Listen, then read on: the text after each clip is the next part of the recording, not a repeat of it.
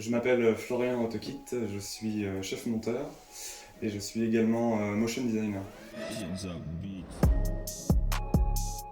Après le bac, j'ai fait un DUT service et réseau de communication, qui est en fait l'ancien nom de MMI. Alors moi je suis intermittent du spectacle. C'était quand j'ai fait mon stage à la chaîne Normande, là j'ai vraiment découvert le montage et c'est là que je me suis dit j'ai vraiment envie de faire ça. C'était surtout du bouche à oreille. Le premier contrat que j'ai trouvé avec NoSide qui m'a permis de rencontrer Norman et Cyprien, j'avais répondu à une annonce sur un site, je sais plus c'était quoi, genre Profil Culture ou quelque chose comme ça. Moi j'utilise Adobe Premiere, j'utilise aussi toute la suite Adobe, donc, par exemple quand je fais du graphisme c'est After Effects. Ça dépend vraiment des formats, il y a des formats qui sont beaucoup plus compliqués. Les formats plus fiction, sketch, comme Cyprien ou Norman, ça pour une vidéo de 5 minutes, ça peut être 2 jours. Le montage, ça se fait souvent seul, mais par contre, par exemple avec McFly Carito, j'ai un assistant. On a toujours aussi une équipe de production derrière nous.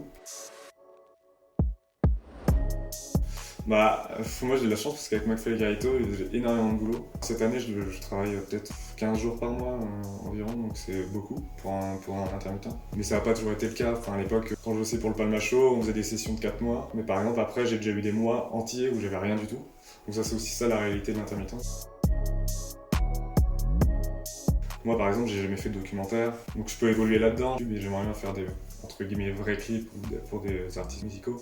Moi je suis très orienté YouTube dans le montage, mais je peux évoluer en sortant de ma zone de confort et en acceptant des projets complètement différents en fait. De se former soi-même déjà. Depuis le lycée, j'ai regardé plein de tutos After Effects. Et après, pour contacter des gens, moi j'ai envoyé vraiment des salves de mails. J'ai envoyé plus de 200 mails, comme j'ai dit au début.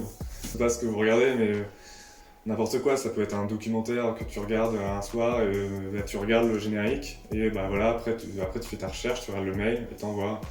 Et t'as 1% de chance que tu aies une réponse, mais sur les 200 mails, au bout d'un moment, peut-être quelqu'un va te répondre. En fait, ce qui est cool en post-production, c'est que on peut toujours refaire les choses si ça nous plaît pas.